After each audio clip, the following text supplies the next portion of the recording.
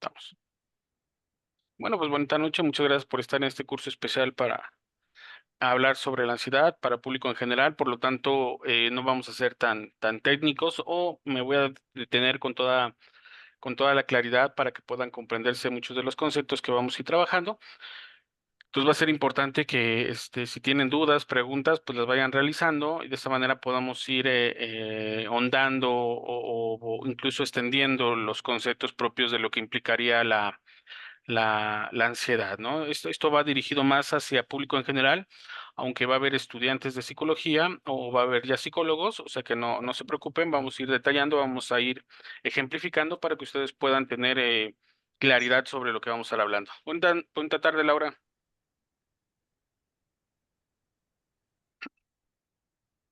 Buenas tardes. Bonita tarde. Bueno, pues vamos a empezar con qué es la ansiedad, ¿sí?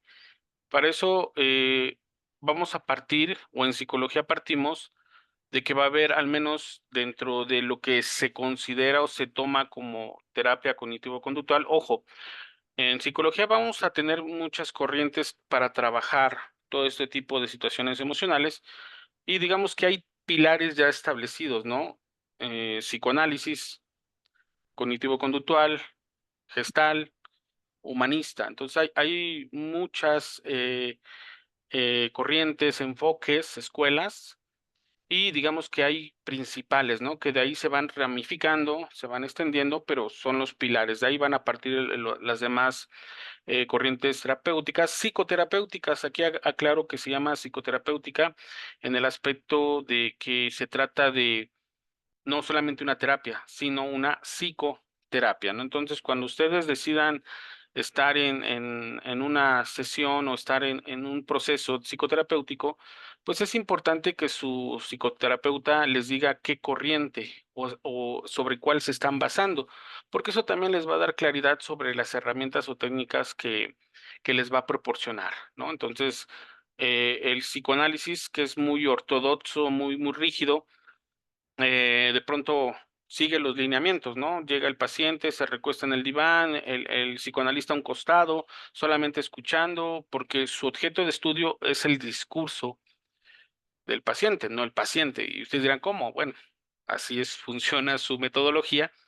Y en nuestro caso, que vamos a hablar de la terapia cognitivo-conductual, nosotros vamos a trabajar con pensamientos automáticos, pero esos pensamientos que tenemos la gente, pues no son gratuitos o no son fortitos, sino esos pensamientos surgen de creencias, ¿sí? Creencias centrales. Entonces es muy importante que ustedes tengan esta claridad de que el cómo pensamos parte de estas creencias centrales, ¿no? Que tiene que ver la forma en que nos educaron, lo que nos enseñaron, lo que vimos, las experiencias, ¿sí? Entonces todo esto va marcando nuestra vida, va definiendo estas estructuras cognitivas. ¿Y por qué se llama terapia cognitivo-conductual? Porque hace alusión a lo cognitivo, nos referimos al conocer, al aprender, y conductual, obviamente, es la respuesta, ¿sí? Una respuesta física, instrumental. Entonces, nosotros tenemos pensamientos que parten de la cognición y tenemos respuestas, ¿sí? Este ejemplo se lo pongo mucho a mis pacientes. Yo les planteo, si ustedes van en una carretera solitaria, no hay casas, no hay gente, ahí van ustedes en su carro, van manejando, y de pronto se les poncha la llanta, ¿sí? Eso va a ser nuestra situación, ¿no? Vamos manejando en carretera y se poncha la llanta. Ok, nos detenemos. Y yo les pregunto a mis pacientes, bueno, ¿y ustedes qué hacen? Inmediatamente la mayoría responde, eh, me bajo, reviso si tengo herramientas para ver si puedo cambiar la llanta. Es más, veo si tengo llanta de refacción, ¿no? Esto sería una respuesta adaptativa. O sea, tengo una situación y una respuesta. Pero el hecho de que yo me baje tranquilamente del coche, me vaya a la cajuela, revise si tengo herramientas, saco la llanta, me siento a cambiar la llanta con esa tranquilidad, no todas las personas lo harían. La pregunta es ¿por qué? ¿Sí? Y es más, la pregunta es, ¿por qué hay personas que tienen otro tipo de respuesta conductual? ¿A qué nos referimos? Hay personas que se les poncha la llanta, se orillan y empiezan a pegarle al volante enojados. Pa, pa, pa, maldita llanta, ¿no? Enojados, gritan, lloran y empiezan a pensar que esto es mala suerte, piensan que esto es por su horóscopo o el universo confabuló para que se les ponchara la llanta, mala suerte, lo decían los números, sí, estaba ahí en los números que teníamos que me tenía que ponchar la llanta hoy, ¿sí? Y el tipo de respuesta es diferente, ¿no? A aquel que se baja bien tranquilo a cambiar su llanta, a aquel que se pone a pegarle al volante, a gritar o a llorar, mientras piensa que esto es una confabulación de el universo, ¿no? Está confabulando, está planeando, está conspirando para que se nos ponchara la llanta, ¿no? ¿De qué va a depender esta respuesta? Pues de las creencias, ¿sí? Entonces podemos tener la respuesta de, ok, se ponchó la llanta, la cambio, o se ponchó la llanta y maldigo al universo porque se ponchó la llanta. Son dos respuestas distintas.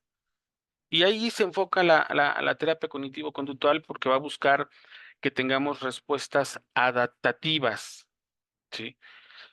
Y tenemos situaciones siempre, ¿eh? Tenemos situaciones siempre desde una separación, por ejemplo, una relación de pareja, un trabajo, em, situaciones familiares, siempre va a haber situaciones.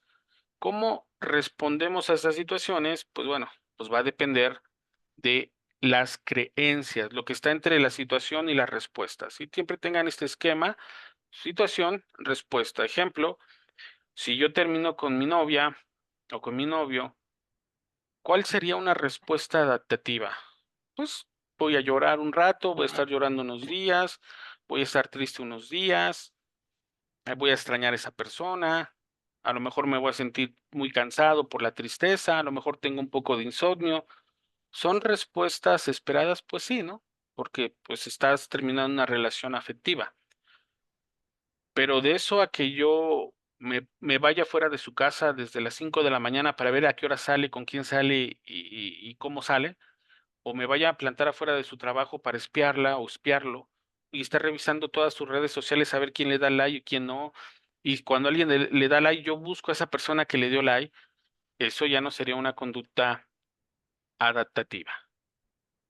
¿Sí? Entonces, digo, a grandes rasgos, para que ustedes tengan de dónde partir, por qué el ser humano responde, o sea, se comporta de unas maneras y por qué en otros momentos se comporta de otras maneras, ¿sí?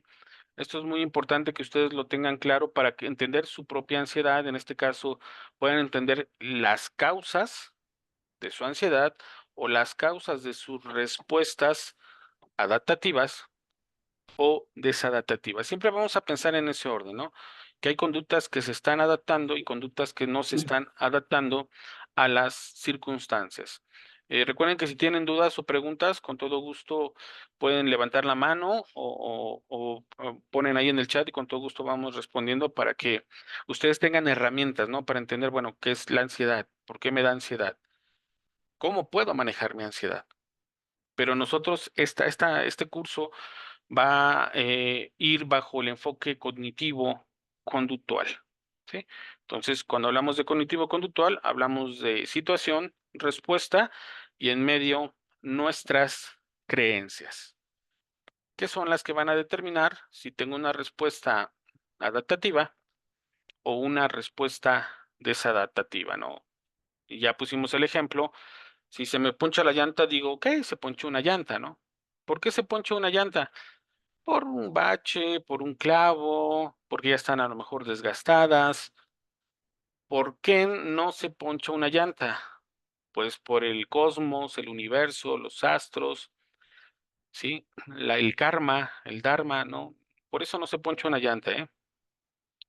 Sí, por eso no se poncha una llanta. Se poncha porque pasamos un clavo, porque pasó un bache, porque ya estaba viejita la llanta. Entonces, todo eso sí, pero no por todas estas otras explicaciones que estarían justificando nuestra respuesta desadaptativa, con llanto, con enojo, con ira, ¿sí? Bueno, entonces, para conocer qué es la ansiedad, necesitamos separarlo de otro tipo de trastornos, ¿sí? Que es casi como lo clasifica un manual Ujú. de psiquiatría que se llama DSM. Sí, este manual que se llama DSM, que es el manual de psiquiatría y psicología que está en Estados Unidos. Entonces, gran parte de estas definiciones nos los da este manual, ¿no? Pero bueno, aquí se los voy a sintetizar de la manera más clara. Y hablamos entonces de que va a haber trastornos emocionales y trastornos de personalidad. ¿Sí? Para que no se asusten cuando ustedes tengan una respuesta desadaptativa. Esto es muy importante porque la gente cree que conoce lo que es la ansiedad. Dice, ay, me voy a volver loco, me voy a volver loca, me voy a morir, me va a dar un paro porque siento esta falta de aire y mi corazón latiendo a mil y me sudan las manos. No, la ansiedad, la ansiedad no mata. Esto lo quiero dejar muy claro. La ansiedad es una situación desagradable, sí. ¿Nos sentimos mal? Sí, pero no genera un paro cardíaco, una embolia, no genera una respuesta mortal, ¿sí? Entonces, cuando empezamos a trabajar, a conocer la ansiedad, que es esta preocupación, ahorita la voy a etiquetar como preocupación, precisamente al al poder definirla y saber que no es mortal, ya le quita un gran peso a la ansiedad, ¿no? Ya empezamos a ver a la ansiedad de otra manera, ya la empezamos a percibir de otra manera, ¿no? Entonces, la ansiedad es incómoda, es molesta, pero no nos mata. ¿Sí? Ahora, ¿qué pasa si medicamos la ansiedad? No me quiero adelantar, ahorita nos vamos a esa parte, pero lo primero es que ustedes deben saber que hay trastornos emocionales y trastornos de personalidad. No nos vamos a meter con trastornos de personalidad, porque ahí entraría lo que se clasifica en psicología como trastornos psicóticos, delirantes y esquizofrenia. Y este tipo de trastornos sí requieren medicación, o sea, sí requieren que haya un psiquiatra detrás, un neurólogo, un médico, porque, ojo, aquí lo voy a definir con la mayor claridad. Una persona con psicosis, con esquizofrenia o con un trastorno delirante pierde conexión con la realidad. Sí, esa persona sí pierde la conexión con la realidad. Una persona con ansiedad no pierde contacto con la realidad externa. Y un psicótico, una persona con psicosis, con delirio o con esquizofrenia, sí pierde contacto con la realidad externa, ¿sí? Esto es muy importante porque la gente cree que cuando tiene un trastorno de ansiedad está perdiendo la razón o se va a volver loca. No, no. Un ataque de pánico, un ataque de ansiedad dura 25 minutos, 30 minutos, 40 minutos. Pero una vez que llega a su punto máximo, la ansiedad empieza a disminuir. O nos alejamos del objeto que nos está causando la ansiedad empieza a disminuir. O nos alejamos de la situación, la ansiedad empieza a disminuir, ¿sí? Entonces es muy importante no confundir. Ojo, cuando hablamos de una persona con esquizofrenia, estamos hablando de una persona que tiene un daño en la corteza cerebral. Si hay un daño orgánico, o sea, físico, ¿sí? Si hay un daño que está presentando la persona, ¿sí? Y en la ansiedad no hay un daño orgánico en el cerebro como tal. Ahora, hay algo que se llaman neurotransmisores. Estos neurotransmisores juegan un gran papel para el funcionamiento de nuestro cerebro y también afectan la parte emocional, ¿no? Pero ojo, un trastorno de ansiedad es un trastorno emocional y obviamente lo experimenta nuestro cuerpo. ¿De qué manera lo experimenta? Pues con la taquicardia, con la aceleración del corazón, sudoración, se nos ponen rígidos los músculos, empezamos a tensar los músculos, ¿sí? Todos estos síntomas físicos que son muy importantes. Ahora, esto lo comento mucho en mis clases y en mis terapias. El síntoma no es la enfermedad. El síntoma no es la enfermedad. ¿Qué quiere decir? Si yo tengo tos y voy al médico y el médico me manda una pastilla para que se me quite la tos, ¿está confrontando al síntoma o la enfermedad? Pues está confrontando el síntoma, no la enfermedad, ¿sí? Porque la causa de la tos puede ser una infección en la garganta, ¿sí? Entonces, si a mí el doctor me da un jarabe para la tos y no para la infección en mi garganta, me voy a acabar un montón de jarabes, pero la tos va a seguir ahí. A lo mejor es menos, pero la tos va a seguir ahí. Y ojo, lo mismo pasa cuando una persona con ansiedad empieza a medicarse. La persona puede tomar ansiolíticos y disminuyen los síntomas, pero no se está trabajando las causas de la ansiedad. Sí, y esto es muy importante porque pueden pasarse años y años medicados sin que en ningún momento estén trabajando las causas de su ansiedad. Entonces, la ansiedad es un síntoma, no es una enfermedad en sí misma, es un síntoma que le está provocando una raíz. Sí, es como un árbol, lo que vemos son las ramas, pero el árbol es la raíz. Sí, de ahí surge todo. ¿Sí? Recuerden que si hay dudas, preguntas, con todo gusto, ahí los pueden poner en el chat o me las pueden, les doy el micrófono, ¿sí? Entonces, trastornos emocionales y trastornos de personalidad. Si a ustedes les han diagnosticado un trastorno de ansiedad, ustedes entran dentro de esta primera clasificación, ¿sí? Trastornos emocionales. Nada que ver con la psicosis, ni el delirio, ni la esquizofrenia. ¿Sí? Ustedes van a tener tendencia a estos trastornos de ansiedad, trastornos de ánimo, como depresión, manías, a lo mejor una cuestión incluso bipolar que sí requiere medicación, que ya entraría dentro de la clasificación de personalidad, pero de todas formas lo vamos a dejar ahí como un trastorno emocional, ¿sí? Entonces, una persona diagnosticada con trastorno de ansiedad no es una persona con un trastorno de personalidad, sino un trastorno emocional, ¿vale? Bueno, recuerden que estas diapositivas o esta presentación ya se las compartí en el grupo, si no me lo hacen saber. Y yo creo que acabando la clase o mañana les comparto material para que ahí lo tengan. Y esta clase se está grabando para que la puedan consultar las veces que lo necesiten, ¿sí? Bueno, ahora, estamos en una delgada línea roja, ¿sí? Una línea imaginaria que va a marcar los límites de la forma en que vamos a intervenir o la forma en que las deben de intervenir a las personas sin ayuda de medicación, ¿sí? Ya que la conducta todavía con psicoterapia puede ser adaptativa. Y hemos visto muchos casos de triunfo cuando por medio de la psicoterapia la persona empieza a controlar sus niveles de ansiedad sin necesidad de el ansiolítico. Y ese es el propósito, pero una gran forma de trabajar su ansiedad es teniendo información y conocimiento.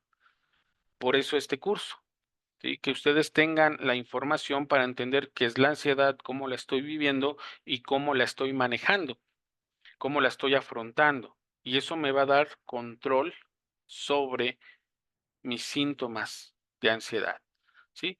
Por eso hablamos de una delgada línea entre un trastorno emocional y un trastorno de personalidad. Nosotros no nos vamos a meter para nada en este curso con los trastornos de personalidad, ¿sí? Porque nosotros no estamos afrontando una situación como psicosis o delirios o esquizofrenia, sino estamos afrontando una situación emocional, ¿vale?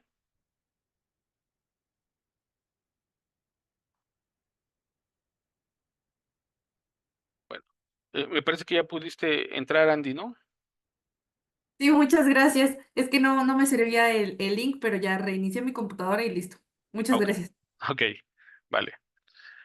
Bueno, entonces, esa delgada línea roja que nos va a marcar entre un trastorno de personalidad y uno de emocional, nosotros vamos a enfocarnos únicamente a los trastornos de emocionales y de ansiedad, ¿sí? Por eso es muy importante no saltarnos esa línea o no creer que conocemos la ansiedad hasta que no nos sentemos a investigar y a empaparnos de todo esto.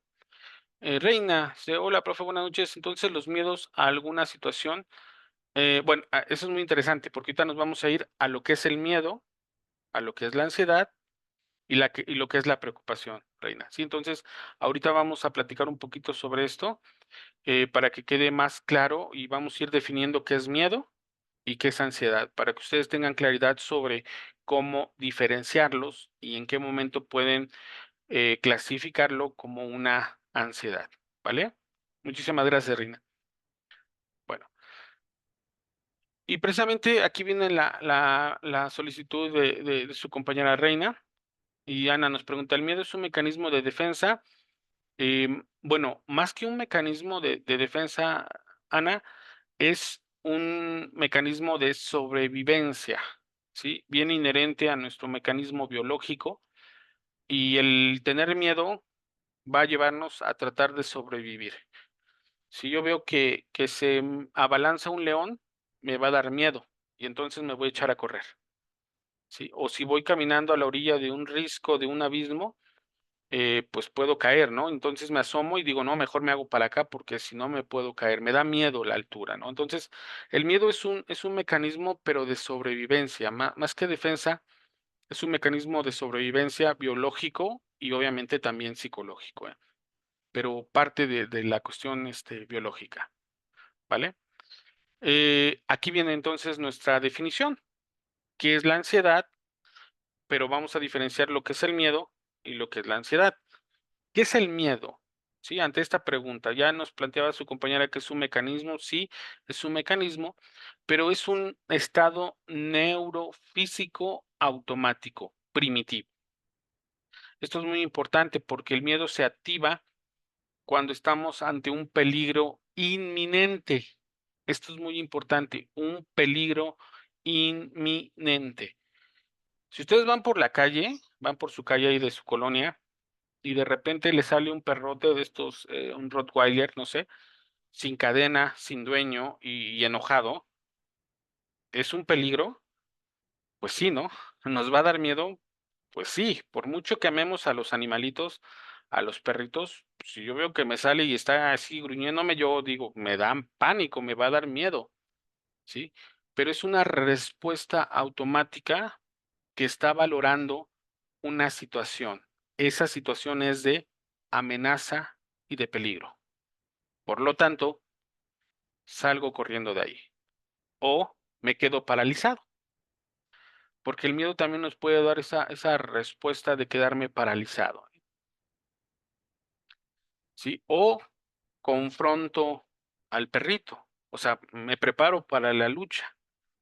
Fíjense que tenemos tres respuestas, ¿sí? O salgo corriendo, o me quedo paralizado, o confronto al perrito, ¿sí? Y para eso el cuerpo, una vez que se activa esta, esta evaluación cognitiva ante una amenaza real, suelta neurotransmisores, entre ellos la adrenalina, y esto va a permitir que nuestro cuerpo se prepare o para huir o para confrontar al perrito, no afrontarlo, pelear con el perrito, ¿sí? Esto es el miedo, un estado neurofísico automático primitivo de alarma, ¿sí? Eso es el miedo, ¿sí? Que conlleva una valoración cognitiva de una amenaza. Y obviamente el peligro es inminente, ¿sí? Si ustedes, ejemplo, van en la combi, van en el transporte público, microbús, combi, lo que ustedes gusten, y ustedes van bien tranquilos ahí en la combi, de pronto alguien abre la puerta y dice, ya se la saben,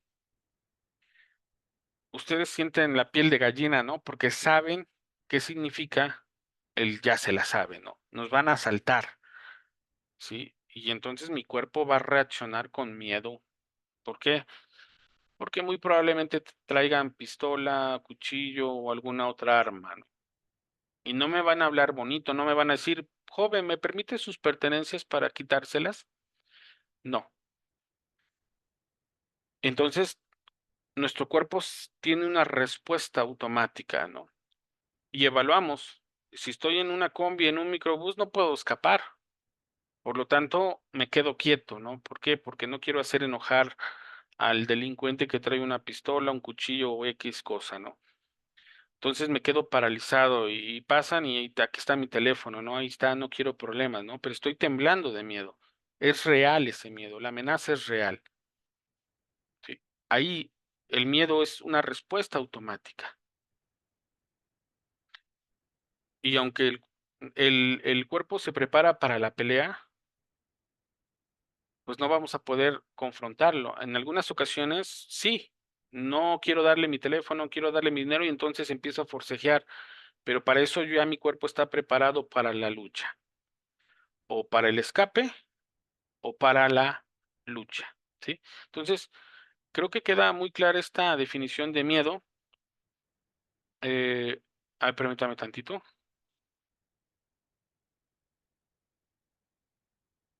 No sé si tuvieron algunos problemas para entrar. Igual si pueden reiniciar su, su computadora. Pero bueno, ahí está. Bueno, ¿qué es la ansiedad? Si ya tenemos claro que el miedo es un estado neurofísico automático primitivo de alarma, o sea que se va a activar siempre que evalúe una situación de amenaza real e inminente. ¿Qué es la ansiedad? Una respuesta conductual, fisiológica, afectiva y cognitiva, que se va a activar de manera anticipatoria. Y esta es la gran diferencia con el miedo. El miedo actúa al momento de el peligro inminente. La amenaza está ahí enfrente. Y la ansiedad no. La ansiedad se va a activar estando acostados nosotros en nuestra cama, recostados viendo televisión, sin ningún perrito alrededor de 10 kilómetros. El simple hecho de pensar en que un perrito me pueda atacar en la calle ya me empieza a generar síntomas físicos y cognitivos. ¿Cuáles son esas respuestas fisiológicas? Me empieza a faltar el aire, me empieza a temblar mi cuerpo, se empiezan a tensar mis músculos, ¿sí? Empiezo a tener como confusión mental, me cuesta respirar, así como que, ay, se me estoy ahogando. Empieza a haber una serie de respuestas fisiológicas, pero ojo, no hay ningún perrito en ese momento en la habitación, en la colonia, a 10 kilómetros a la redonda, no hay ningún perrito. El solo hecho de pensar que un perrito me pueda atacar ya me genera esa respuesta. Me estoy anticipando y esto es muy importante para entender la ansiedad. La ansiedad es anticipatoria, ¿sí? Nos dice a nuestra pareja, mañana vamos a ir a comer con nuestros papás y tú, hijos, ya me empiezo a sentir mal, ¿no? Me empieza a doler el estómago, me empieza a doler la cabeza. O sea, todavía ni salimos de la casa y yo ya empiezo a mostrar síntomas físicos. Si ya se activaron esos síntomas físicos como respuesta a no querer ir y eso me genera ansiedad, ¿sí? Entonces es muy importante para diferenciarla del miedo. El miedo se activa. Una vez que se activa y tiene que estar frente a la amenaza. Y la ansiedad no. Se activa de manera anticipatoria, ¿sí? Como reconsiderando una situación aversiva o que estamos percibiendo como amenazantes. Como ir a visitar a los suegros, ¿no? O sea, a nadie le gusta ir a visitar a los suegros.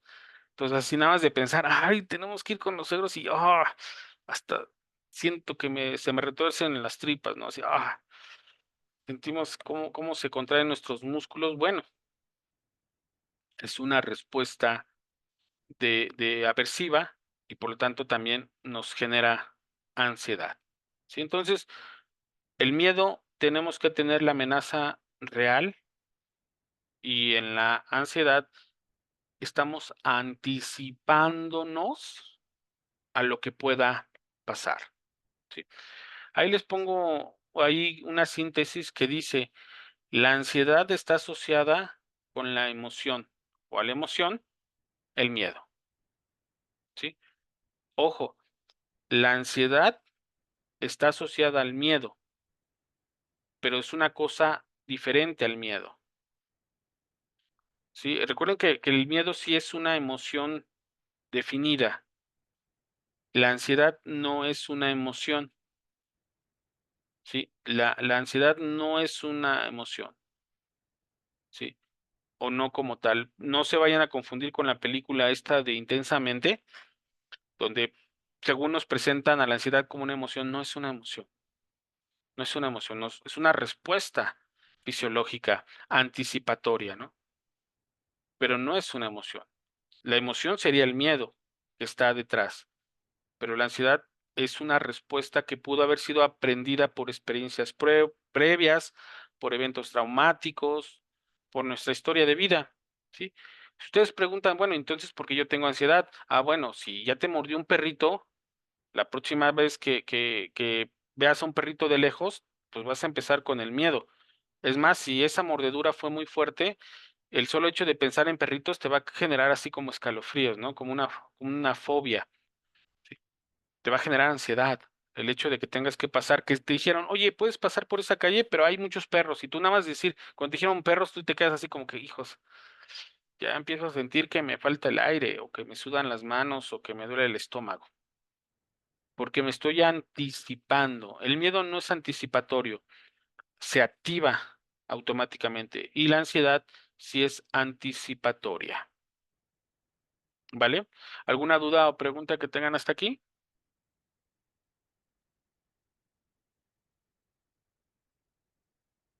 ¿No? Ok. Recuerden que esta clase se está grabando, por si quieren volver a consultarla, ya les compartí las diapositivas para que puedan checarlas. Estas diapositivas las voy actualizando, las voy mejorando, las voy corrigiendo. Conforme tengo nueva información o otros datos, entonces pueden revisarlas permanentemente también. Muchas gracias, Ana, Edith, muchas gracias. Igual muchas gracias a todas las personas que ya se conectaron. Estamos casi completos. Mil gracias. Recuerden que empezamos a las 7. Aunque lleguen un poquito tarde, recuerden que se está grabando, entonces pueden consultar la parte que no hayan podido escuchar, ¿vale? Entonces ya tenemos claro qué es el miedo y qué es la ansiedad. Nuestro curso se trata de, bueno, qué es la ansiedad. Pues esta respuesta conductual. ¿Qué es una respuesta conductual? Ojo, la respuesta conductual por excelencia de la ansiedad es la evitación. Vamos a buscar evitar esas situaciones, esas personas, esos objetos que nos provocan ansiedad. ¿Sí? Entonces te dicen, tienes que ir con tus suegros y tú, ay, no, me duele el estómago, ¿qué crees? No, me enfermé. Ah, bueno, no puedes ir, ok. Ya me quedo feliz en mi casa, ¿no? ¿Por qué? Pues porque ya evité ir a ver a los suegros, ¿no? O sabes qué, tienes que ir a hacer un trámite a Hacienda y nada más pensamos en el trámite y nos empieza a generar un conflicto, ¿no? Dice, "Ay, tengo que ir a Hacienda a hacer mi proceso", nos genera ansiedad, ¿sí?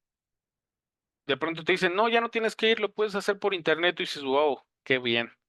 Sí, hasta nos ponemos contentos cuando la evitación se logra. La respuesta conductual por excelencia de la ansiedad es la evitación. Si ustedes buscan evitar algo, tienen ansiedad, ¿sí? Entonces la ansiedad se anticipa, se activa, pero recuerden que tiene que ver con antecedentes, tiene que ver con experiencias previas, con una cuestión de modelamiento, con una cuestión de eventos traumáticos anteriores. Entonces, obviamente, si hay una parte ya sentida, pues esto va a repercutir en la forma en que podamos afrontar las situaciones, ¿vale? Bueno, aquí voy a ir precisando todavía un poquito más qué es el miedo y qué es la ansiedad. ¿Qué es el miedo? Pues es una respuesta neurofisiológica, automática y primitiva, ¿sí? Es una respuesta totalmente primitiva, de alarma, que este punto es importante porque el cerebro dice: "Peligro, acá hay peligro, sí, acá hay peligro", ¿sí? Y va a evaluar si la situación es en verdaderamente amenazante, si es un peligro y si es un peligro inminente. ¿Qué quiere decir inminente? Inevitable, ¿sí? Que realmente nos va a hacer daño. Que nos asalten es un peligro inminente, sí. Que nos corretee un perro es algo inminente, sí. Que nos cache nuestro suegro con nuestra novia ahí en el sillón de la sala es un peligro inminente, sí. Sí, también puede ser un peligro inminente, sí. Y ojo, la situación está sucediendo el evento, o sea, está apareciendo mi suegro a mitad de la sala, ahí mientras yo estoy aquí besando a la novia, ¿no? Ahí está el suegro, entonces sí está sucediendo en ese momento, ¿sí? Me está correteando el perro, sí estoy corriendo porque no me muerda, ¿sí? Y estoy frente al ladrón que me está amenazando con un cuchillo o una pistola de que le entregue mis pertenencias. Entonces, ahí hablamos de miedo porque está sucediendo, que es la ansiedad. Un sistema complejo, una respuesta conductual. Y esto es muy importante porque vuelvo a remarcar, la respuesta conductual por excelencia de la ansiedad es la evitación. Evitamos, evitamos, evitamos. ¿Sí? Y esta respuesta es conductual, fisiológica. ¿Por qué fisiológica? Pues porque tenemos síntomas físicos. Sí, hay síntomas físicos y hay síntomas afectivos. ¿Como cuál? Como el miedo. Si recuerden que esta parte afectiva emocional, pues es el miedo, ¿no? Y cognitiva, esto pudimos haberlo adquirido de nuestros padres. Por ejemplo, si nuestra mamá o nuestro papá le tenía fobia a las arañas, muy probablemente nosotros, y vimos la respuesta que tuvo la mamá o el papá frente a una araña, muy probablemente nosotros generemos también una tendencia fóbica hacia las arañas, ¿sí? Porque la aprendimos. Hay muchas cosas que vamos aprendiendo a tenerles miedo sin que consideremos que debemos de tenerle miedo. O sea, que no es un peligro inminente, pero nos enseñaron a temerle. Ojo, esta parte también es muy interesante. Eh, en muchos hogares están acostumbrados a comer con noticias. O sea, se sientan y ponen las noticias. Y están conviviendo y ponen las noticias. Y las noticias últimamente se convierten como en una página amarilla o roja. Puros muertos, balaceados, tragedias. Si uno acaba de ver las noticias de las 3 de la tarde, estaría convencido de que el mundo es algo muy malo,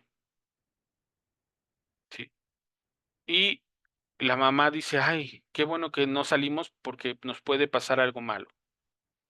Y si esto lo han hecho costumbre durante toda su vida, va a llegar el momento que cuando ustedes salgan, van a salir con temor, porque creen que algo malo va a pasar, ¿sí? Entonces, es muy importante porque eso también lo vamos aprendiendo. Lo vamos aprendiendo a partir de este núcleo familiar o de nuestro entorno, que hay cosas que nos hicieron pensarlas, sentirlas y creerlas como algo malo, y no lo es. La sexualidad es una de esas cosas, ¿sí? La represión que tenemos hacia la sexualidad, es que es que nunca me dijeron que era malo, pero, ¿hablaban de sexualidad en tu casa? No. Ah, bueno. Entonces, el hecho de que no lo hablaran era porque no se tenía que pronunciar eso en casa, ¿sí? Otro ejemplo, están viendo una película en familia, ¿no? Que dice clasificación B, ¿no? Ah, dicen: "No es para adultos". Ah, okey, bueno, es para adolescentes. Y entonces están viendo la película y de pronto hay una escena erótica, y los papás se les ponen la cara roja y no saben qué hacer, para dónde voltear, ¿no? Y les quieren tapar los ojos a los niños. No, no vean eso, ¿no? ¿Qué le estamos diciendo al niño o a la niña con esa actitud, con ese comportamiento? Que es malo. que es malo, que eso no se debe de ver, y mucho menos hacer. Entonces no fue necesario que sentaran al niño o la niña y le dijeran esto es malo, no, simplemente el comportamiento que tuvieron en ese momento de ponerse todos colorados y querer cambiarle o adelantarle la película y taparle los ojos a los hijos, es un proceso cognitivo y por lo tanto también nos va a generar ansiedad, ¿vale? Bueno, ¿qué otro rasgo de la ansiedad? Se activa al anticipar sucesos que se juzgan como aversivos, ¿sí? Y esto es muy importante, como lo mencionamos, que la ansiedad se anticipa, se activa de manera anticipatoria y también de manera catastrofista, ¿sí? Mañana tienen que viajar en avión y piensan, ¿y si se cae el avión? ¿Si le falla un motor? ¿Y si todo se descompone? ¿Y si se cae? ¿Y si me muero? O sea, empezamos a generar un montón de pensamientos catastrofistas de un evento. Y mientras vamos pensando todo eso, nos estamos angustiando y torturando, ¿eh? O sea, no, o sea, ¿y qué voy a hacer si se cae el avión? ¿Y mis hijos, mis hijas, mis esposas, qué va a pasar con ellas? Y espérate, pues, si ni siquiera te has subido al avión. Bueno, eso es ansiedad, ¿sí? Se están anticipando a los hechos. Eh, Tenemos que viajar en coche, chin, ¿y si choca? ¿Y si algo malo pasa? ¿Y qué tal si alguien muere? ¿Y yo qué voy a hacer? Yo no sé qué voy a hacer. Y estamos sufriendo mientras estamos pensando esa situación. Estamos sufriendo, en verdad estamos sufriendo el solo hecho de pensar en esas situaciones, ¿vale? Bueno, entonces se activan como sucesos que se juzgan como aversivos, peligrosos, y también dichos sucesos se perciben como imprevisibles e incontrolables, ¿no? ¿Qué nos dice esto? Que va a ser inevitable que yo piense que se va a caer el avión, ¿no? Y de hecho es el ejemplo que les pongo, porque una cosa es que ustedes hayan viajado en avión y que, vamos a suponer, ustedes llegan al aeropuerto y es natural sentir un poco de ansiedad. Y esto también va a ser muy importante. Ansiedad, ansiedad. No es lo mismo sentir ansiedad que sentir ansiedad. Sí. Entonces yo estoy en el aeropuerto, es mi primera vez que voy a viajar en avión y me siento ansioso, ¿no? ¿Por qué? Porque la ansiedad es algo natural, ¿eh? Aquí lo que estamos hablando es cuando se magnifica o se desproporciona. Entonces estoy entre emocionado y ansioso de que, ay, por fin voy a viajar en avión y me subo y estoy hasta sudando, ¿no? Y estoy así como tenso, ay, que mi primer viaje en avión y todo bien, empieza a elevarse y la sensación, ¿no? Cuando se va elevando y sientes en la boca del estómago. Ah, bueno, ya. Y de pronto a los 5 minutos nos dice el capitán, tenemos una contingencia y de pronto sueltan las mascarillas que tienen en los aviones, ¿no? Y nosotros pues, entramos en pánico, ¿no? ¿Por qué? Porque ahí hay un peligro real, ¿sí? Y se activa toda la respuesta fisiológica, que puede ser en todos los aspectos, nos duele la cabeza, nos dan ganas de ir al baño, empieza a faltarnos la respiración, empieza a tensarse nuestro cuerpo y después de varios minutos nos dicen, ya pasamos la contingencia, por favor, traten de relajarse, continuamos con nuestro viaje. Pero el sustote que nos metieron en ese momento fue suficiente para que la próxima vez que nos digan, tienes que viajar en avión, tú digas, no, mejor me voy en autobús, ¿no? Oye, pero son 20 horas, no importa, pero me voy en autobús. Y dicen, ¿sabes qué? No hay posibilidad de viajar en autobús, tienes que irte en avión. Y tú dices, ok, esa próxima vez voy a estar pensando el día en que va a suceder y voy a estar pensando en que, ¿y si vuelve a pasar algo malo? ¿Y si se cae ahora sí el avión? ¿Y si veo cómo se muere la gente? ¿Y si yo me muero? Y todos esos días que faltan para que llegue, para que yo vuelva a viajar en avión, me las voy a pasar sufriendo, porque hay un sufrimiento el hecho de pensar que tengo que viajar. Eso es ansiedad. Entonces, todo ese tiempo voy a estar angustiado, ansioso, voy a estar tenso, voy a tener problemas para respirar bien, voy a tener todo mi estómago destrozado. Y ojo, todavía ni siquiera ha llegado el día. No ha llegado siquiera el día de que tenga que viajar en el avión. Pero podemos entender que hubo un evento traumático anteriormente que generó y disparó nuestra ansiedad. Esa ansiedad natural que tenemos todos los seres humanos ahora se disparó, ¿no? Se desproporcionó, se magnificó. Y es donde decimos, bueno, hay una causa, ¿no? Pero hay otras situaciones en donde la causa no es tan aparente. Sí, hay otras causas, dices, bueno, es que nunca he tenido un problema al viajar en avión. ¿Por qué me siento con ansiedad, con muchísima ansiedad? Bueno, no tiene que ser una experiencia directa, traumática. Si ustedes han visto películas donde se cae el avión, bueno, pues también les puede generar un tipo de respuesta aversiva, ¿no?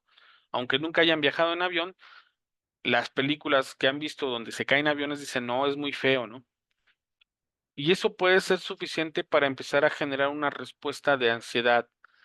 Y siempre que piensen en ansiedad, estamos hablando de algo que se está magnificando o se está desproporcionando.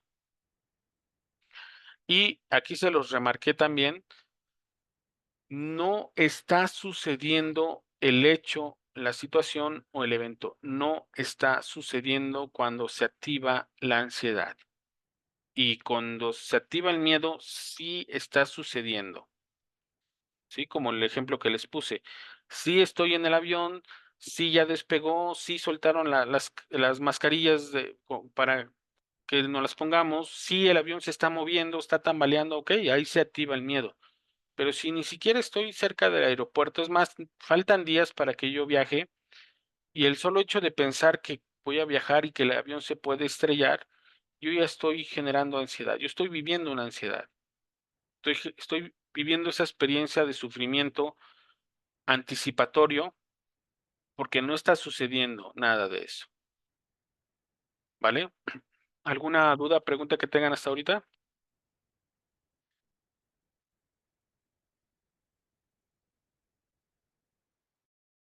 Yo, Adelante, pueden abrir su micrófono, ¿eh? sí, yo, profe. ¿Mm? Adelante. Este, ahorita que mencionabas, por ejemplo, el caso de la araña, ¿no? Que puedes haber visto a tu papá. ¿Qué pasa si tú no lo ves? ¿De dónde se saca la referencia? A mí en lo personal me pasa, pero yo jamás vi reaccionar mal a mi papá. Y los dos le tenemos fobia a las arañas, ¿no? Bueno, miedo, mucho miedo.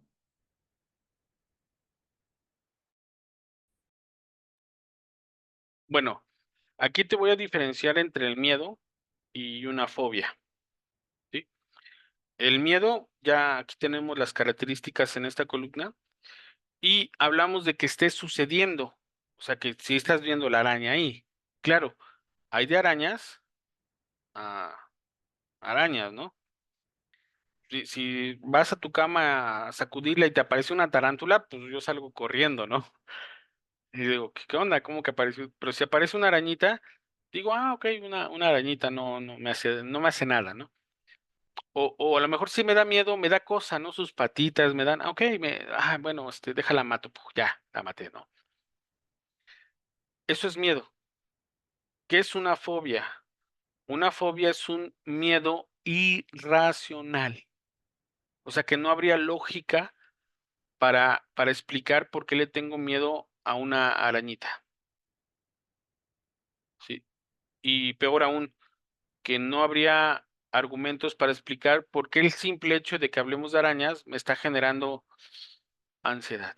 O sea, no hay arañas aquí, pero el simple hecho de que hablemos de arañas ya me está generando incomodidad, sudoración, se están tensando mis músculos, estoy aquí revisando que no hay alguna.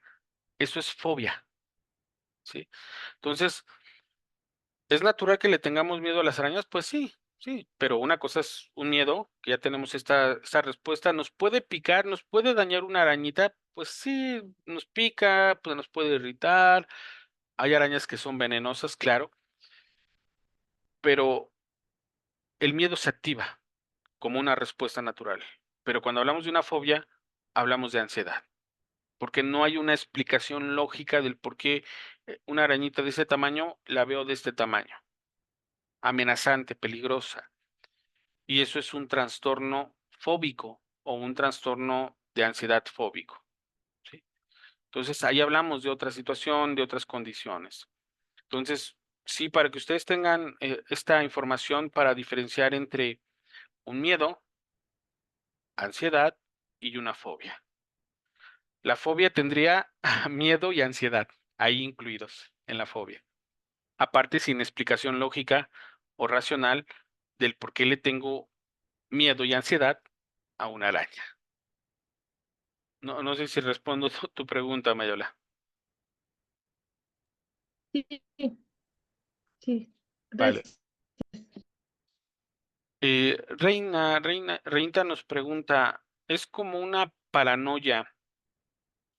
No, no, la paranoia tiene que ver con es una desconexión de la realidad externa. Como yo les platicaba al inicio de esta clase, una cosa es un trastorno emocional y otra cosa es un trastorno de personalidad, ¿no? Entonces, una persona que tiene paranoia es la sensación, o mejor dicho, para la persona que sufre la paranoia, es la sensación de que alguien nos está vigilando o nos está siguiendo, ¿sí? O alguien nos está espiando. Entonces yo estoy aquí, de pronto estoy volteando a cada rato porque siento que alguien me está espiando por mi ventana, ¿no? Entonces estoy volteando a cada rato porque siento que alguien me está vigilando o me está espiando. Y salgo a la calle y voy viendo nada más a las personas, ¿no? O de pronto veo dos personas ahí sentadas en una banca que se están riendo y pienso, se están burlando de mí. O sea, no, yo ni conozco a las personas, pero mi mente dice, se están burlando de mí, están hablando de mí, ¿no? O están diciendo cosas malas de mí. Entonces, una persona con paranoia es una persona que se desconecta del mundo externo, ¿sí? Sí, entonces se desconecta y vive en su delirio. Entonces, no sería propiamente como una paranoia porque la ansiedad implica que sí hay una cuestión anticipatoria de una situación o un hecho, pero como ahorita vamos a ver más adelante, ni siquiera tiene que ver propiamente con miedo a un objeto o circunstancia. Cuando ya empezamos a grados altos de ansiedad, empezamos a tenerle miedo a la misma ansiedad. ¿Sí? El hecho de que salga a la calle y empiece a sentir los síntomas de la ansiedad, ¿cuáles son los síntomas? Pues la sudoración, la palpitación, ¿sí? La confusión mental, la tensión muscular. Cuando empiezo a sentir esos síntomas, me empieza a dar más ansiedad, ¿sí? Es lo que llamamos trastorno de ansiedad generalizada. Ansiedad sobre ansiedad, ¿sí? Y no, la paranoia tiene que ver más con una desconexión con la realidad externa, con la sensación de que me persiguen, me vigilan, me están persiguiendo y corresponde más a un trastorno de personalidad, ¿no? ¿Puede haber brotes paranoicos? Sí, por alguna sustancia recreativa o el consumo de alcohol. Sí, puede haber esta paranoia, esta sensación de que me están persiguiendo, me están vigilando, pero no sería propiamente ansiedad, ¿vale? No sé si respondo tu pregunta, Reina. Nos dice gracias, profe. No, gracias a ti, Reinita. Gracias. Bueno, entonces yo espero que hasta aquí no haya problema. De todos, recuerden que esto queda grabado para que puedan consultarlo. Igual les compartí ya el link de las diapositivas y les voy a compartir material para que ustedes puedan profundizar un poquito más y entender, comprender y tener claridad sobre qué es el del miedo, qué es la ansiedad y cómo me afecta, ¿no? Y creo que hasta ahorita ustedes se han identificado con muchos de estos síntomas, con muchas de estas respuestas, y obviamente dicen, bueno, ¿y ahora qué hago, no? Que obviamente eso nos va a llevar hasta la última clase. Recuerden que son 4 clases de hora y media de 7 a 8:30, que vamos a estar todo este mes de agosto, ¿vale? Factores presentes en la ansiedad, ¿sí? Esto, ya una vez que tenemos claridad entre miedo y ansiedad, vamos a hablar de los factores que componen o conforman la ansiedad. 4 factores principales: preocupación, foco de atención, ansiedad sobre ansiedad y conductas protectoras. Para que ustedes se estén familiarizando con estos factores, asocien siempre ansiedad con preocupación. Ansiedad con preocupación, ¿sí?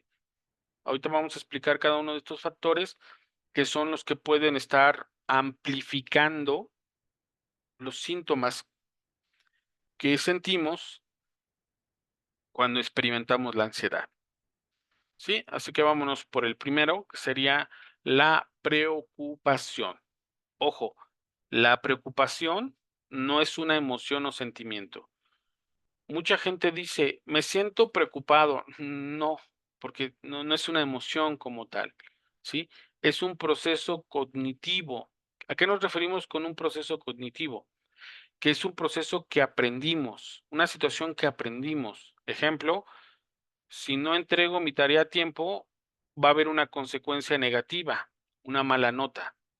Entonces, tengo que ocuparme en entregar mis notas para que no tenga esta respuesta negativa, que sería una mala calificación, ¿sí? Entonces, la preocupación no es una emoción o un sentimiento, es un proceso cognitivo. O sea, que nos podemos preocupar por cosas innecesarias, sí, nos podemos preocupar por miles de cosas que no tienen una relevancia, sin embargo, a nuestros ojos parecen importantes. ¿Cómo funciona la preocupación? Y por eso les pongo easy, y viene aquí el pensamiento catastrofista, ¿sí? Muy importante que ustedes tengan presente el pensamiento catastrofista. Cuando hablamos de que es algo catastrofista, es que es algo muy malo va a pasar, ¿sí?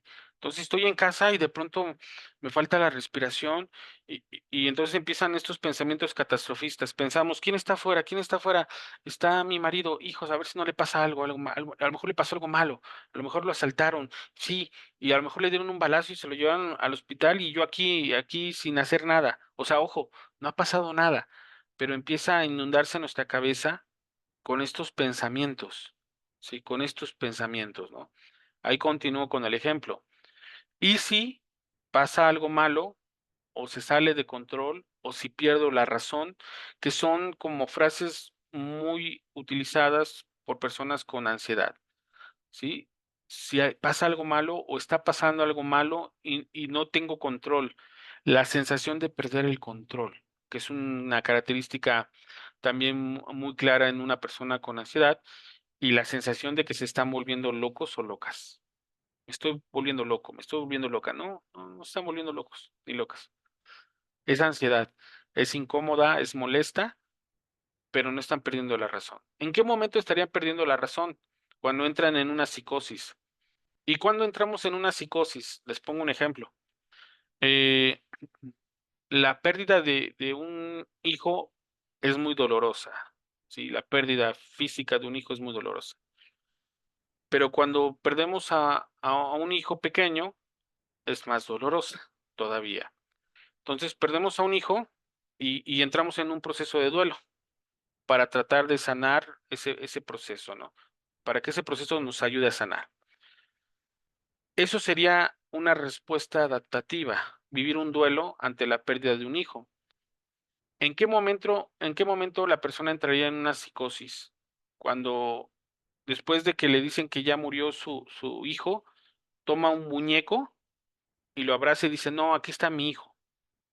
Y empieza a decirnos: "¿Ya vieron a mi hijo? ¿Verdad que está bonito? Véanlo, vean a mi hijo". "No, oye, tranquila, no, tu hijo ya falle". "No, no, no, aquí está mi hijo". Se está desconectando con la realidad externa, y va a pasar días abrazando ese muñeco, esa muñeca, diciendo que es su hijo, y la va a querer alimentar, la va a querer cambiar, la va a querer cuidar, porque esa persona se quebró psicológicamente y se desconectó de la realidad externa. Fue tanto su sufrimiento y su dolor que se desconectó. ¿Sí? Ahí sería una psicosis. Ahí sería una psicosis. ¿Sí? Cuando tenemos ansiedad, no nos desconectamos de la realidad. Seguimos conectados con la realidad externa. Por eso es que se vuelve muy sufrible. Hay mucho sufrimiento emocional y psíquico, porque no nos desconectamos. La persona que entra en este choque de psicosis sí se desconecta de la realidad para no sufrir. Sí, no, aquí está mi hijo, no se ha muerto, aquí lo tengo, vean, lo estoy arrullando. Nos parece bien macabro, ¿no? Pero esa persona se está protegiendo de experimentar el dolor de la pérdida. Y en la ansiedad no nos desconecta de la realidad externa. ¿Sí? Ahí abajito les pongo lo que sería un esquema que corresponde a lo que hemos platicado desde el inicio, ¿no? Una situación, un pensamiento automático que tiene como base una creencia y una respuesta. Situación, respuesta. ¿Sí? ¿Y cuál es esa respuesta? Emocional, física y conductual. Recuerden que los pensamientos automáticos parten de estas creencias. ¿Y qué son nuestras creencias? Pues la forma en que nos educaron. De manera directa o indirecta. Ejemplo, el niño ve que el papá llega cada sábado en la tarde, llega tomado, llega borracho y la mamá lo confronta y el papá la agarra a cachetadas. Pa, pa. El niño lo ve por años. ¿Sí? Él llega adulto, tiene una pareja, llega el sábado, dice, pues trabajé toda la semana, me merezco unas cervezas, llega a casa, lo confronta a su pareja y la agarra unas cachetadas. Sí. Él está repitiendo un patrón conductual. ¿Sí? Eso sería automático. Él no piensa si está bien o mal, él solamente reproduce automáticamente una conducta. Y nosotros tenemos muchas de esas respuestas automáticas instauradas a lo largo de nuestra vida, principalmente en la infancia, ¿sí? Porque de adultos ya emitimos juicios morales. ¿Qué es un juicio moral? Esto es bueno, esto es malo. Un niño no hace este tipo de juicios. En psicología hablamos de que un niño no hace estos juicios hasta los 10, 11 o 12 años. Antes no puede hacerlos.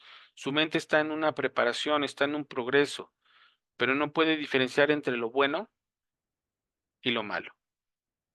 Y ustedes dirán, ¿y entonces cómo un niño se porta bien y un niño se porta mal? Premio y castigo. ¿Qué tantos premios y qué tantos castigos les dan a un niño para que siga una determinada conducta? ¿Sí? Que eso es un condicionamiento. Así le conocemos como condicionamiento. Entonces el niño se toca su pene, llega la mamá enojada, no, te agarres ahí, cochino, y lo insulta y le dice y le pega. El niño va a dejar de tener esa conducta, ojo, en público, porque él siente placer al tocarse. Entonces, ay, bueno, ok, lo voy a dejar de hacer en público, pero en mi intimidad lo voy a seguir haciendo. O sea, él cambió esa conducta, pero no porque él quisiera, sino porque se avecinaba un castigo. Entonces, ¿qué es lo que evitaba? Pues que lo regañaran, le gritaran o le pegaran. Entonces, dejó de tener esa conducta de manera pública o que cuando alguien lo está viendo, pero esa conducta siguió permaneciendo oculta porque a él le generaba un placer, ¿vale? Bueno, espero que todo esto les vaya permitiendo tener claridad sobre por qué respondemos, por qué tenemos este tipo de respuestas y obviamente a partir de la ansiedad. Y aquí les pongo un ejemplo eh, más claro. Es muy importante que ustedes tengan presente siempre este esquema: situación, respuesta. Y en medio de esa situación y respuesta, el pensamiento automático. Es como el ejemplo que les puse de conducir el coche en esta carretera. Esa es una situación. Otro ejemplo de una situación, terminar una relación. ¿Cuál es otro ejemplo de situación? Eh, tener un conflicto en el trabajo. ¿Cuál es otro ejemplo de situación? ¿Cómo me relaciono con mi papá o con mi mamá? ¿Cómo me llevo? Ah, ok, esas son situaciones. ¿Cuáles son las respuestas? Bueno, lo que platicábamos. Si termino una relación, ¿me puedo sentir mal y llorar y sentirme triste por unos días? Sí, es natural. Pero de eso a que me vaya a espiar a mi expareja, me planta fuera de su casa, la esté acosando, eso ya no sería una respuesta adaptativa, ¿sí? Aceptable socialmente, ¿sí? Bueno, y que esa respuesta va a tener 3 niveles: emocional, física y conductual. Y ahí les pongo el ejemplo. Primer día de trabajo, ¿sí? Fui toda la semana a entrevistas, llega el viernes y me dicen: "Sí te quedaste, te presentas el lunes". Y ustedes están: "Oh, qué bueno, ¿no? Qué emoción", ¿no? Pero llega el viernes en la tarde y empiezan a pensar, pensamiento automático: "¿Y si no soy bueno? Si no doy el ancho en el trabajo, y si no me llevo bien con mis compañeros, y si me toca un mal jefe", y empiezo a tener estos pensamientos, y eso me empieza a generar ansiedad, ¿sí? ¿Cuál va a ser la respuesta? Recuerden que son emocional, física y conductual. ¿Cuál sería la respuesta emocional cuando empiezo a tener estos pensamientos? Pues la ansiedad, ¿sí? Esa es mi respuesta, la ansiedad. ¿Cuál sería una respuesta física? Me da insomnio, no puedo dormir. Estoy ahí toda la noche pelando ojos, o sea, no puedo dormir porque tengo estos pensamientos y me generó ansiedad y no puedo dormir. ¿Y cuál sería una respuesta conductual? La onicofagia, morderme las uñas. Y estoy ahí en mi cama y si no doy el ancho y si no soy tan bueno y si me preguntan esto y yo no sé, y aparte de insomnio casi me como los dedos, ¿no? De la ansiedad. Sábado y domingo.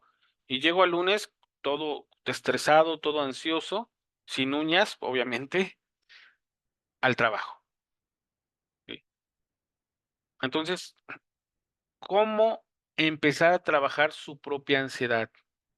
Creo que ya empiezan a tener claridad, pues, con los pensamientos.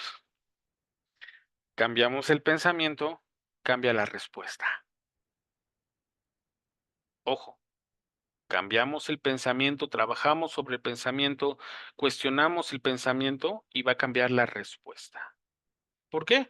Porque dices: "Okey, sí me siento ansioso", y empiezo a pensar, ¿y si no cumplo las expectativas? Y me doy un argumento. No, ellos hicieron una evaluación, ellos me hicieron evaluaciones de todo tipo, entonces se supone que yo estoy, preparado para ese trabajo.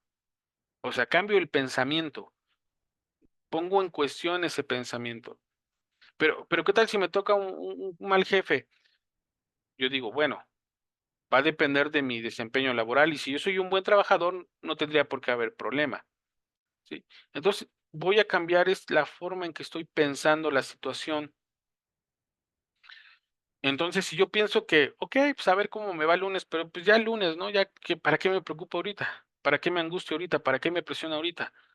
Si hasta el lunes voy a conocer quién es mi jefe, quiénes son mis compañeros y qué voy a hacer con claridad.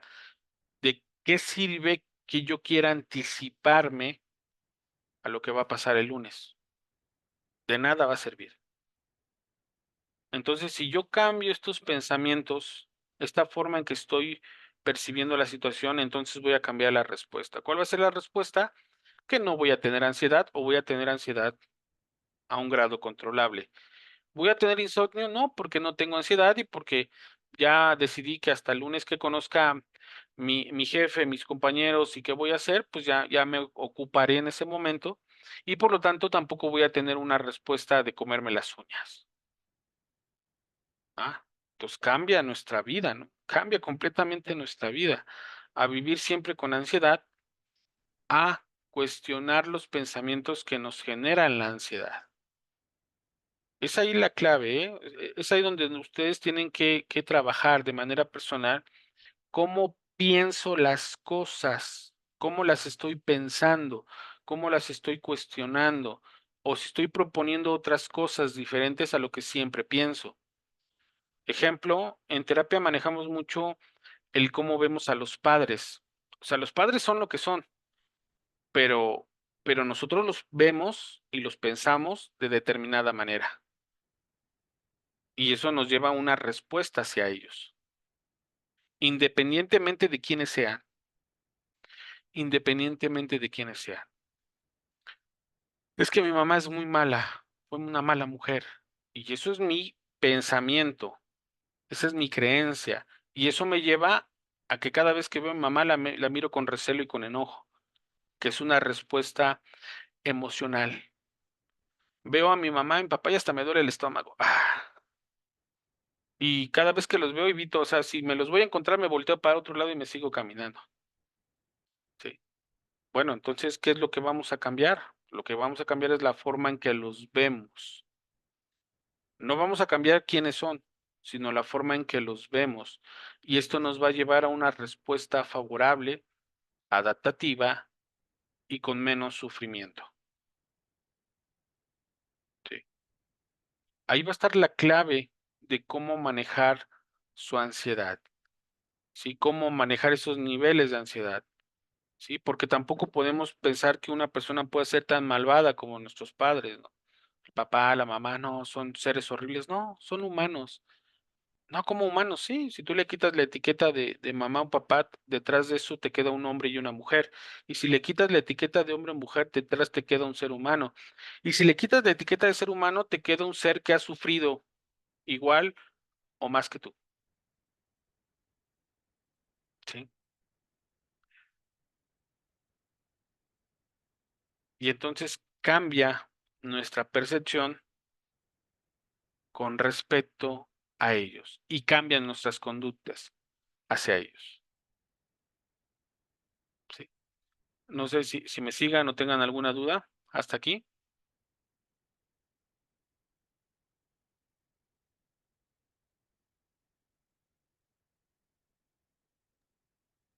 No, ninguna. Vale. Bueno, pues vamos a ir cerrando nuestra primera clase. Gracias, gracias Laurita, gracias Jenny. Vamos a ir cerrando nuestra clase con este esquema que es muy importante que lo tengan presente y que bueno, ya nos estamos acercando. Si ya sabemos diferenciar entre miedo, ansiedad y preocupación, bueno, ¿cómo vamos a empezar a trabajar entonces nuestra ansiedad? Pues enfocarnos en nuestros pensamientos, pero nuestros pensamientos no surgieron de la nada, surgieron de nuestras creencias, de nuestra educación, de nuestra formación. Y muchas de esas creencias las vemos como verdades absolutas. No son verdades. Hay que cuestionar esas creencias y cambiar la forma en que pensamos las cosas. No es tan simplista, ¿eh? No es tan simplista porque hay que trabajar estos pensamientos y que nos lleven a respuestas menos desadaptativas, que nos lleven a respuestas más cercanas a minorar el sufrimiento psíquico que sentimos y lo más importante, que aprendamos a regular los niveles de ansiedad. No quiere decir que va a desaparecer la ansiedad, ¿eh? No quiere decir que ya, no, no. Vamos a aprender a reducir estos niveles de manera que nos permita tener una calidad de vida. Sí, y esto es muy importante. Sí, sí, Mayola, te escucho. Pregunta. eh, ah, Ser ansiosa, me imagino, bueno, yo que lo he vivido, creo que es un hábito que se va adquiriendo. ¿Aplica el mismo tiempo de los 21 días para como perder ese hábito? Bueno, no quisiera ponerla al nivel de hábito y también es un poco cuestionable que sean 21 días el poder establecer un hábito. Los hábitos se establecen por una repetición de mucho tiempo, pueden ser meses o años. Y puede haber un cierto mecanismo de hábito en la instauración de la ansiedad. Te podría decir que sí, pero obedece a otros esquemas, ¿no? el hecho de que parte de nuestras creencias y un hábito, ustedes pueden instaurarlo, o sea, pueden ponerlo en su vida. Ejemplo, lavarse los dientes. O sea, se lavan los dientes de manera automática, ¿sí? Cuando se levantan, lo primero que hacen es lavarse los dientes, no piensan en lavarse los dientes, no necesitan fuerza de voluntad para lavarse los dientes, no requieren motivación para lavarse los dientes porque es una conducta automatizada. Ojo, conducta, no pensamiento automatizado. Que sí los hay, que sí hay pensamientos automatizados, pero un hábito obedece a una conducta, ¿sí? Hay gente que no se lava los dientes. Esto no es un mal hábito, es simplemente que no hay un hábito de lavarse los dientes, ¿sí? No sé si me sigan, no es que, es que tengo un mal hábito de no lavarme, no, no es un mal hábito, no tienes el hábito de lavarte los dientes, ¿sí? Y en la cuestión de la ansiedad, hablamos de que es un proceso que se va a sostener por nuestras creencias. Ustedes se lavan los dientes, pero no piensan que hay beneficios. Y si yo les dijera que hay un gran beneficio de lavarse los dientes, ¿como cuál? No hay caries, no hay dolor. Y si no hay caries ni dolor, no van al dentista. Y si no van al dentista, no gastan mucho dinero. O sea, todos los beneficios. Y dices, no lo había pensado. Simplemente me lavo los dientes porque pues, me acostumbré, es un hábito, ¿no? Y en la ansiedad, no. La ansiedad parte de estas creencias centrales, de estos esquemas, de estas instauraciones desde niños. Es todas estas creencias que nos fueron instaurando desde muy pequeños y que las vemos como verdades inclusive, ¿no? Las llevamos a nivel de ley. Entonces, ahí hay mucho cuestionamiento, hay un conflicto de pensamientos, y puede variar nuestras conductas a partir de estas creencias, ¿no? Entonces, el hábito, digamos que es una reducción, una síntesis, y sí cambiaría en demasía a verlo como un hábito. No sé si respondo tu pregunta, Mayolis. Sí, totalmente. Andy, Hola, buenas noches. Yo quería compartir un poquito acerca de ese tema específicamente, del hábito. Yo me di cuenta que tenía el hábito de pensar que todo lo que sentía era ansiedad. O sea, que no había nada más, ni preocupación, ni miedo, ni nada más que solo ansiedad. Incluso síntomas físicos, luego decía, es ansiedad. Y vi que era justamente por este hábito de que durante 4 años de mi vida todo siempre fue ansiedad. Entonces sí, ahora cuando bajaron los niveles de ansiedad tan graves que tenía, o bueno, tan altos, noté que sí tenía ese hábito. Entonces sí es por la repetición y sí baja en cuanto nos damos cuenta como que existen otras cosas y ya entonces baja totalmente esa preocupación y todo. Se vuelve más manejable.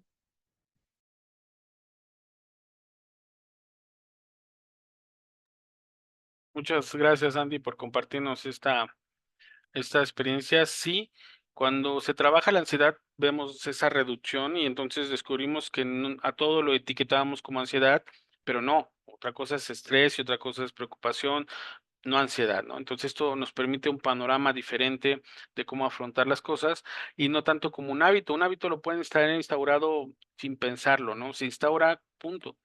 Entonces nos lavamos los dientes desde pequeños. Y nunca nos habíamos cuestionado así de adultos, bueno, ¿por qué me los lavo, no? ¿Por qué necesito que me motiven para lavarme los dientes? No, no, simplemente llegamos y todavía dormidos, ¿no? Ya escupo el agua, ya. No necesito pensar. Y sin embargo, nos trae beneficios el lavarnos los dientes. No lavárnoslos, no lavarnos los dientes nos traen situaciones de dificultad, sí. Nos va a traer dificultades, sí. ¿Por qué? Porque va a haber dolor, porque va a haber caries, porque vamos a ir al dentista y porque vamos a gastar dinero. Pero no lo pensamos, no lo cuestionamos. Entonces, el hábito de lavarse los dientes es eso, un hábito, una instauración de un pensamiento, de una conducta automatizada. Y cuando hablamos de ansiedad, no, hablamos de que sí hay un conflicto psíquico, emocional y físico, ¿vale? Tenemos un mensajito de Reina que dice, profe, me pasó un acontecimiento hace como 2 años. Íbamos rumbo a casa de mi hermana y me pasó que necesitaba ir al sanitario. Para mi mala suerte había mucho tráfico y no avanzaba nada, entonces me empecé a desesperar al grado de bajarme del coche e irme caminando a buscar un baño, pero apenas sí llegué. Ahora me pasa que cuando hay tráfico me llega ese recuerdo y me vuelve a pasar y me da un miedo horrible. Bueno, esto sería categorizado como un evento traumático, ¿sí? Y ante un evento traumático es cuando volvemos a pasar una situación similar, volvemos a experimentar las sensaciones que experimentamos en el evento traumático, ¿no? Como en este caso es la desesperación de querer tener un baño cerca, ¿no? O tener un baño a la mano, ¿no? Y sí, nos genera ansiedad, por supuesto, ¿sí? Porque estamos evocando una situación ya experimentada y empezamos a hacer esa semejanza con la situación actual, ¿no? Que es mucho tráfico, ¿no? Y esto puede llevarnos a grados altos de ansiedad hasta el punto de evitar salir. O sea que ya hablamos de un nivel alto de ansiedad cuando ya no, prefiero no salir, sí, mejor evito salir. Cualquier cosa, mejor compro la despensa en línea, mejor hago mis pagos en línea, mejor todo en línea. ¿Por qué? Porque evito salir. Entonces ahí sí podemos hablar, Reina, de un nivel de ansiedad considerable, ¿no? Porque si empieza a haber la evitación, recuerden que esa va a ser la conducta por excelencia, la evitación. Entonces, si yo evito viajar en transporte público, me aturda en el tráfico, me desespera, bueno, entonces sí tenemos ahí una ansiedad. Te empiezo a pensar en la situación y empiezo a sentir esos síntomas, empiezo a tener la ansiedad y quisiera salir corriendo de ahí, ¿no? Quisiera estar en un lugar que tuviera un baño cerca. Sí, esto es ansiedad. Ya que trabajarlo a partir del evento traumático, ¿no? Que es esta desesperación. Y también puede haber otras cuestiones o antecedentes, ¿no? Como colitis, gastritis, problemas gastrointestinales, que sí, por supuesto, que puede haber desde antes. Y bueno, ahí tendremos que buscar la causa de esta.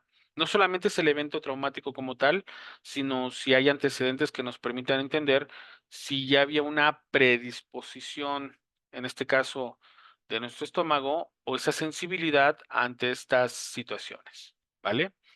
Espero que haya podido aportarles o responder sus preguntas y vamos a cerrar con esta frase que la ansiedad es producto de la preocupación. Linel nos dice, cuando se presenta la ansiedad de manera física, ¿qué ocurre en la persona cuando le salen ronchas? ¿Presentan un episodio de ansiedad? Sí, pero también aquí vamos a incluir somatización. ¿Qué es somatizar? Cuando el cuerpo empieza a resentir los efectos de la ansiedad. Ejemplo, dolores de cabeza, tics, ronchas, manchas, dolores estomacales, parálisis, ¿sí? O sea, la ansiedad ya empieza a rebasarnos y empezamos a somatizarla. ¿Qué quiere decir? Empezamos, ojo, cuando yo me refiero a enfermar el cuerpo, no me refiero que literalmente están generando una herida. Sin embargo, sí están causando un dolor.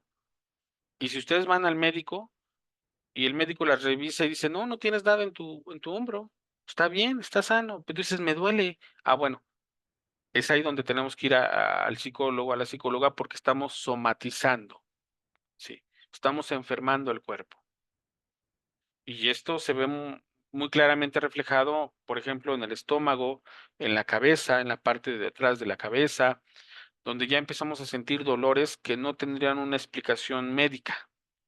Sí, estamos somatizando. Ahí le agregaría no solamente ansiedad, sino una somatización.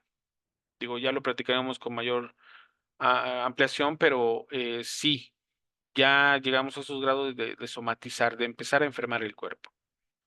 Y resulta que no tenemos nada. Cuando vamos al médico ya me mandaron a hacer tomografías, me mandaron con el neurólogo y no, nada.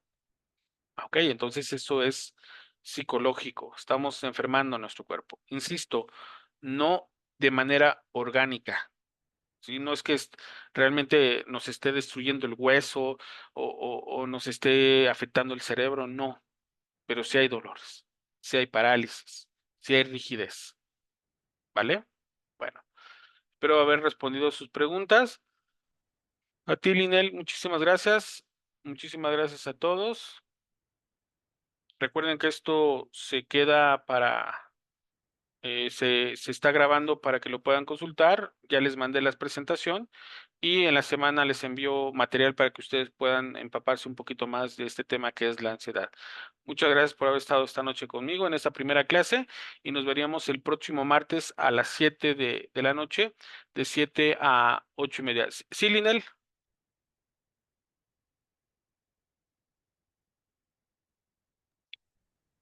Es un aplauso. Ah, es un aplauso. Ah, perdón, perdón. Pensé que querías comentar algo. Ah, no, muchas gracias. Muchas gracias. Bueno, entonces nos veríamos. Esta es la clase 1, serían 4 clases. El próximo martes la clase 2 sería igual de 7 a 8:30. Les mando el link y bueno, ahí toda la información se las estaré comunicando al grupo de WhatsApp, ¿vale? Cuídense mucho y hasta pronto. Adiós. Adiós. Gracias, adiós. Bonita noche.